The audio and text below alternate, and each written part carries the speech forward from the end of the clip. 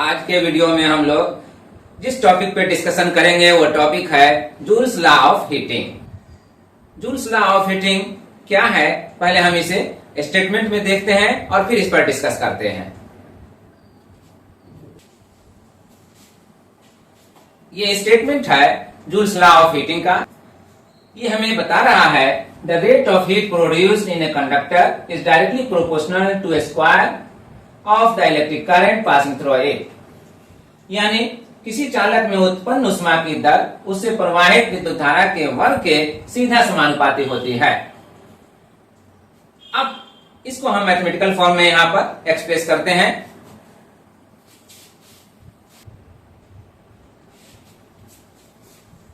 H proportional to I square. I उस conductor से pass करने वाला इलेक्ट्रिक करंट है और H को इंट्रोड्यूस किया गया है कंडक्टर में पर सेकेंड कितना हीट प्रोड्यूस हो रहा है उसके लिए। जब इस साइन को हम रिमूव करते हैं तो यहां पर एक कांस्टेंट देते हैं और हम यहां पर कांस्टेंट K को इंट्रोड्यूस कर रहे हैं। तो इस कांस्टेंट K को इंट्रोड्यूस करने के बाद हम कंडक्टर में जो पर सेकेंड हीट प्रोड्यूस हो रहा है उसके लिए हम पा रहे हैं expression H equal to KI²। अब इस रिलेशन से हम ये फाइंड आउट कर सकते हैं कि अगर उस कंडक्टर से करंट डेल्टा टी टाइम तक पास कर रहा हो तो टोटल हीट कितना प्रोड्यूस होगा, यानी कुल कितनी ऊष्मा उत्पन्न होगी। डेल्टा टी टाइम में कंडक्टर में जो भी हीट प्रोड्यूस होगा वो दिया जाएगा H इंटू डेल्टा टी से, क्योंकि H पर सेकेंड हीट प्रोड्यूस होने वाले अमाउंट को इंडिकेट कर रहा है और डेल्टा टी टाइम इंटरवल को। तो इन दोनों का प्रोडक्ट टोटल हीट प्रोड्यूस होगा इन कंडक्टर। अब H को हम रिप्लेस कर सकते हैं इस एक्सप्रेशन से जो यहां पर एक्सप्रेस हो रहा है H equal to KI²। Therefore KI² times delta T.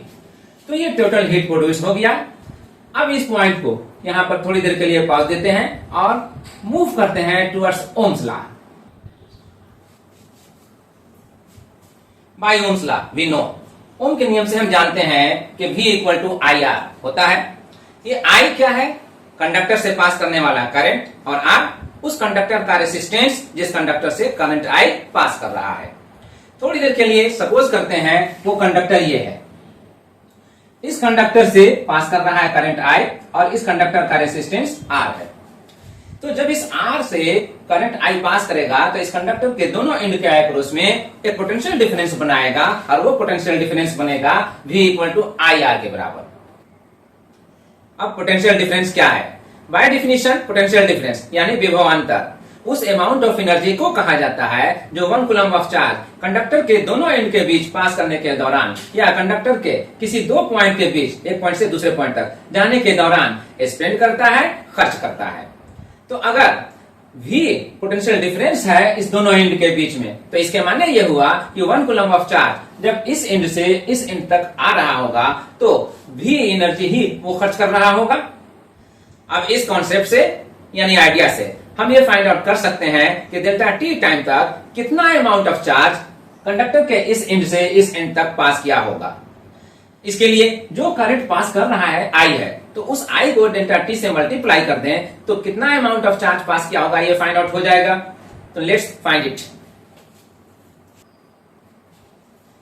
तो ये टोटल चार्ज हो गया जो इस कंडक्टर से डेल्टा टी टाइम में इस एंड से इस एंड तक पहुंचा होगा, पास किया होगा। तो अब इस अमाउंट ऑफ चार्ज को अगर हम इस अमाउंट ऑफ एनर्जी से मल्टीप्लाई कर दें, जो ये कह रहा है कि V पोटेंशियल डिफरेंस चूंकि 1 यूनिट चार्ज अगर एक पॉइंट से दूसरे पॉइंट तक या एक एंड से दूसरे एंड तक जाता है तो टोटल कितना एनर्जी वो कंज्यूम करता है, कितना यूज करता है, वो बताता है पोटेंशियल डिफरेंस। तो ये वही एनर्जी है। अब इस एनर्जी से इस अमाउंट ऑफ चार्ज को डेल्टा क्यू को मल्टीप्लाई कर देते हैं तो total energy consumed by all charges कितना हो जाएगा, ये निकल जाएगा।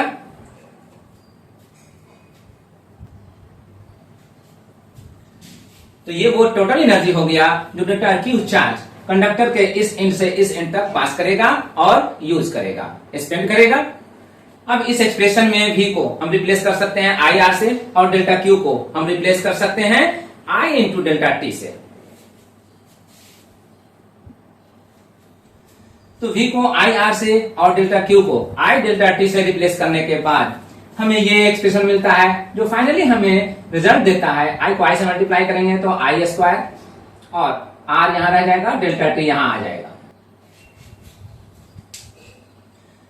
ये एनर्जी इक्वल होना चाहिए इस एनर्जी के जो के आई स्क्वायर डेल्टा T से एक्सप्रेस हो रहा है। जब हम इसको इसके इक्वल करते हैं तो वी गेट द रिजल्ट। हम इस रिजल्ट को पाते हैं, इस एक्सप्रेशन को जो यहाँ पर आई स्क्वायर आर डेल्टा टी है और यहाँ पर इस एक्सप्रेशन को जो के आई स्क्वायर डेल्टा टी है, दोनों ही एनर्जी है, एक हीट एनर्जी है और एक इलेक्ट्रिक एनर्जी है। तो इन दोनों को ही हम यहाँ पर इक्वल पाते हैं। अगर हम यहाँ पर इक्वल पाते हैं तो फ्रॉम बोथ साइड हम ये आई स्क्वायर डेल्टा टी जो हम पा रहे हैं इन दोनों को कैंसिल कर सकते हैं। After cancellation we find K equal to R. इस कैंसिलेशन से हमें रिजल्ट मिला K इक्वल टू आर। इसके माने ये हुआ कि जूल्स लॉ ऑफ हीटिंग में जो हम K कांस्टेंट को सिलेक्ट करते हैं वो कुछ और नहीं, ओम्स लॉ में जो कंडक्टर का रेसिस्टेंस के लिए हम कांस्टेंट सिलेक्ट करते हैं वही है। अब जूल्स लॉ ऑफ हीटिंग में भी इस K को हम रिप्लेस करते हैं इस R से और फिर एक फ्रेश रिजल्ट पाते हैं।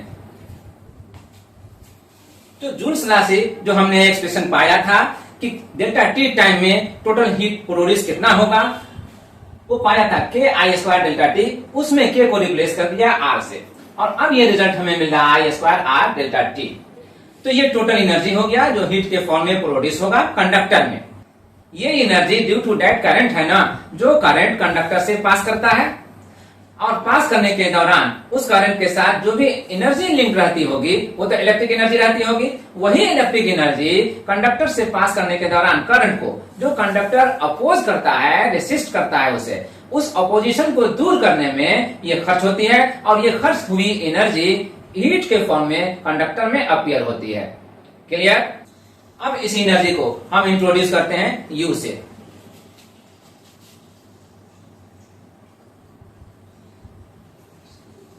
Therefore, U equal to I square R delta T.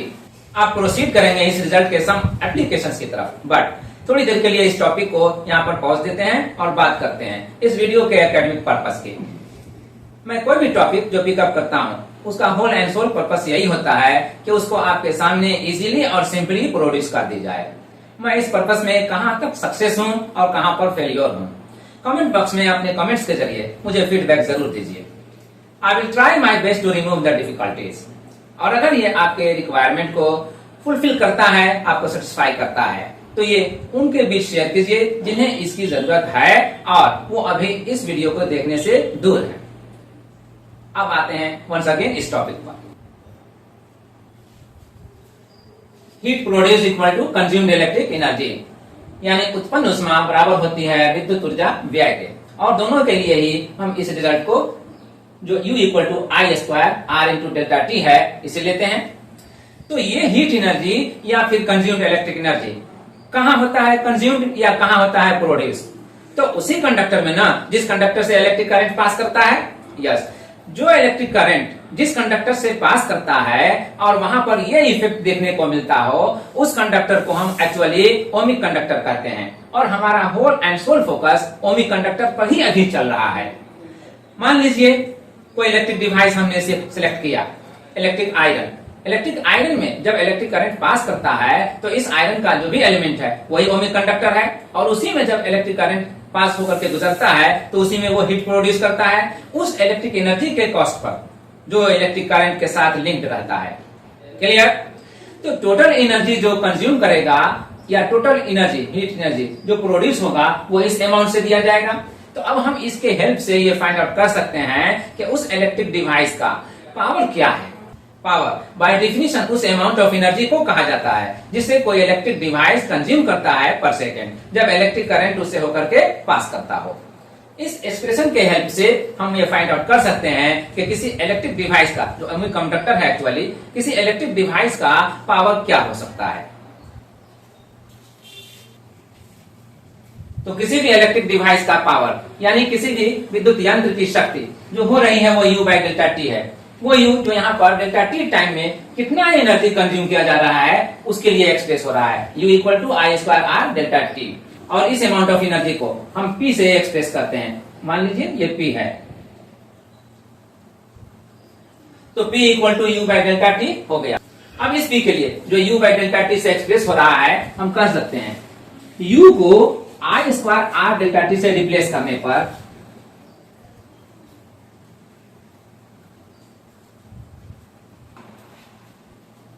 Electric device का जो भी पावर होगा वो दिया जाएगा P equal to I square R से, क्योंकि P equal to I square R, ये रिजल्ट हमने पाया था यहाँ पर P equal to I square R. अब इस एक्सप्रेशन में हम एक्सप्रेस कर सकते हैं इसे I इंटू आई आर इस तरह से। जैसे ही हम इसे आई आर को अंडर ब्रैकेट लेते हैं, ये आई आर एक टर्म को डिफाइन करता है जो ओम्स लॉ से दिया जाता है V equal to I R. तो अब यहाँ पर हम I इंटू V से इसे चेंज कर सकते हैं, रिप्लेस कर सकते हैं। देयरफॉर P जो होगा वो इक्वल होगा I V या फिर V I के। ये P के लिए एक और फॉर्म हो गया।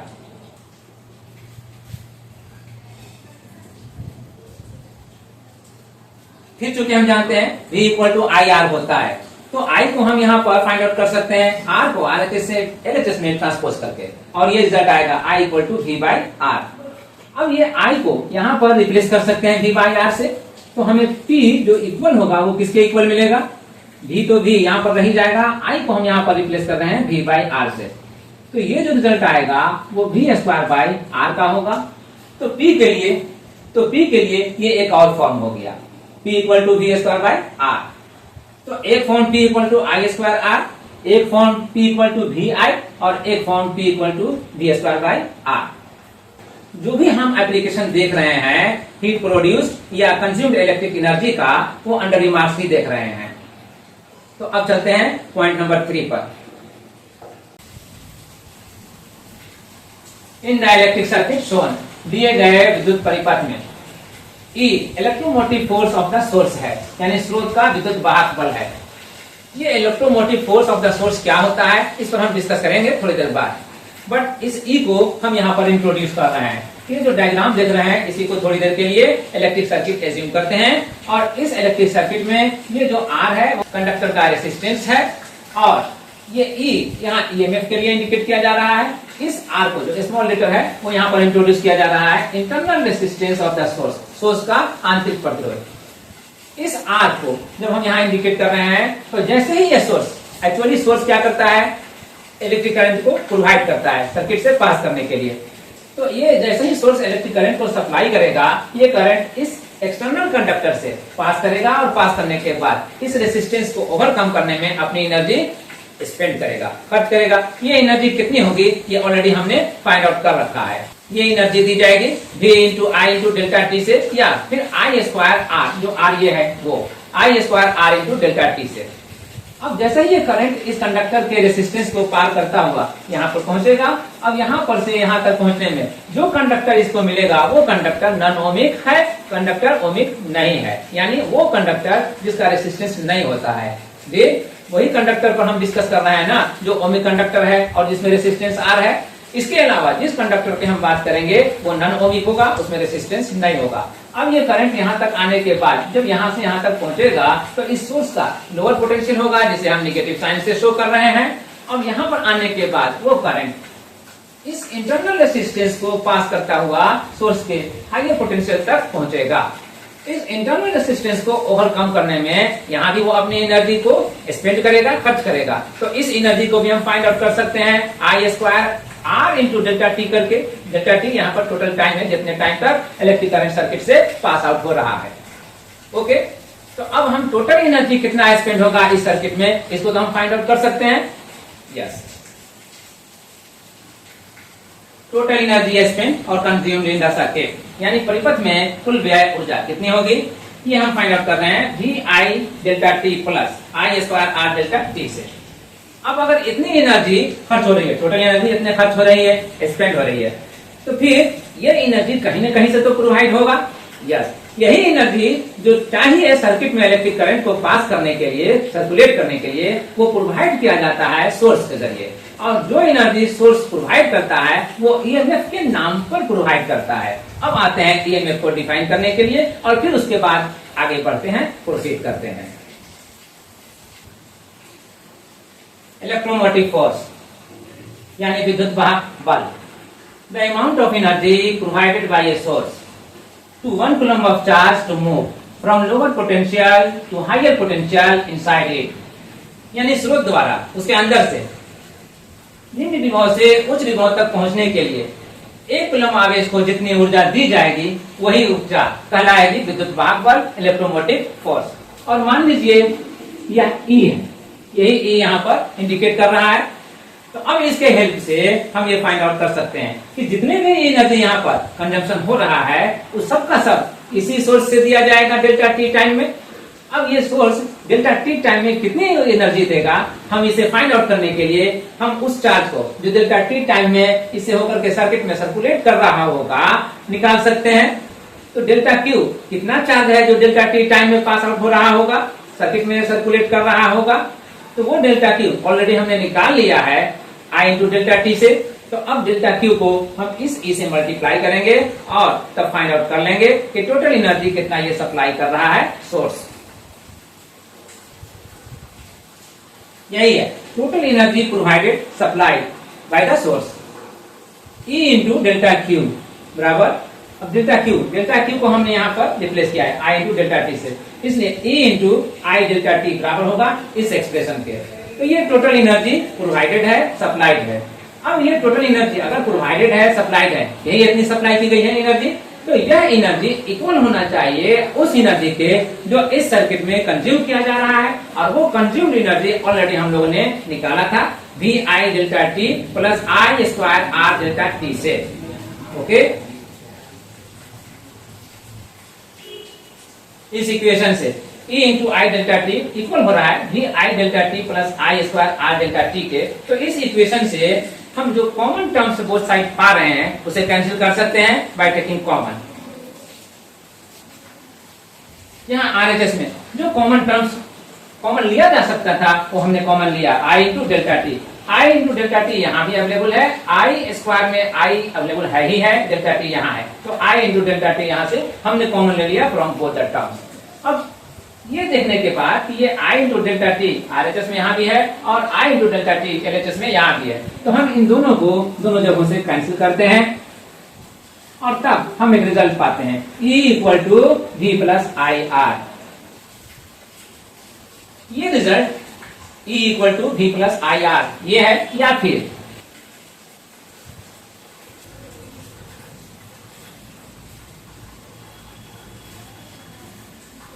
आई आर को आरएचएस से एलएचएस में ले जाने पर E माइनस आई आर होगा और E माइनस आई आर जो एलएचएस में होता उसे हम आरएचएस में एक्सप्रेस कर रहे हैं और आरएचएस में रिमेनिंग जो टर्म रहता V उसे हम एलएचएस में एक्सप्रेस कर रहे हैं। तो V equal to E minus I R हो रहा है। अब ये रिजल्ट रहे या ये रिजल्ट रहे, दोनों हमारे लिए यूजफुल है। ओके, इस इक्वेशन को, इस रिजल्ट को फर्दर हम एक्सटेंड कर सकते हैं V को रिप्लेस करके। V को रिप्लेस करते हैं by Ohm's law I R से। अब ये V क्या है, तो V तो वो पोटेंशियल डिफरेंस है जो इस कंडक्टर से ये करंट जब I पास आउट हो रहा था तो पास करने के दौरान इसके दोनों एंड के अक्रॉस में एक पोटेंशियल डिफरेंस सेटअप कर रहा था, तो ये भी Y भी है।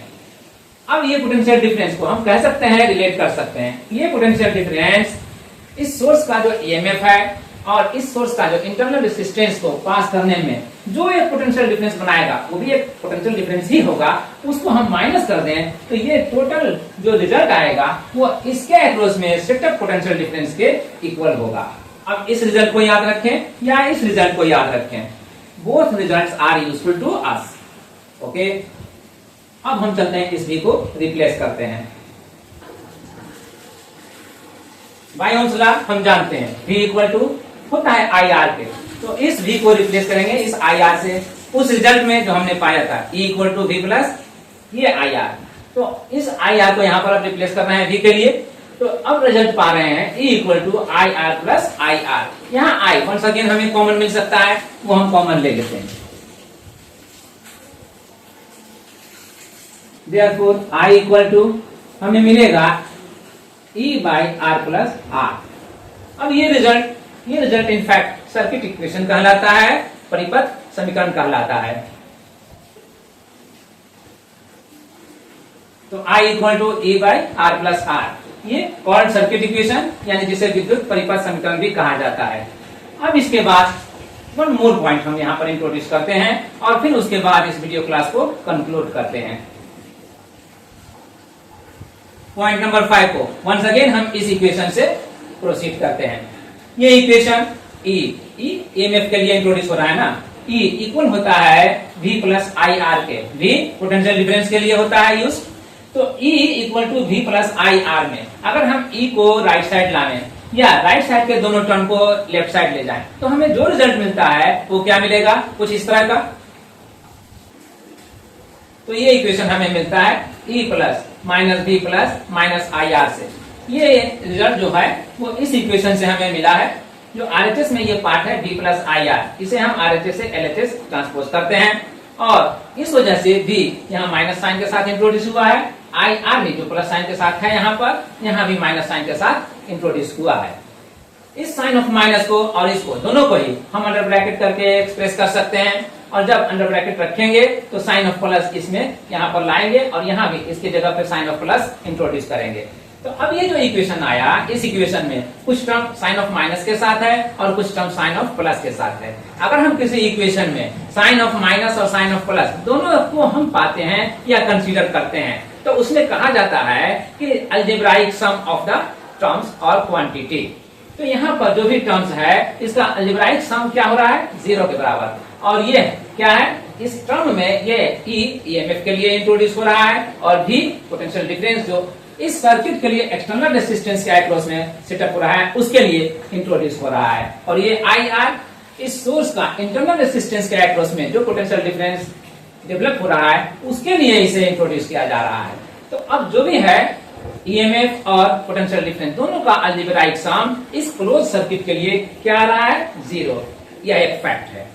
ये फैक्ट किरचॉफ्स लूप रूल के नाम से भी जाना जाता है जिसे हम फिर किसी वीडियो में डिस्कस करेंगे। तो इसी पॉइंट के साथ रिमार्क्स का पॉइंट ओवर होता है, कंक्लूड होता है और कंक्लूड होता है आज का वो टॉपिक भी जिसे हमने पिकअप किया था डिस्कस करने के लिए।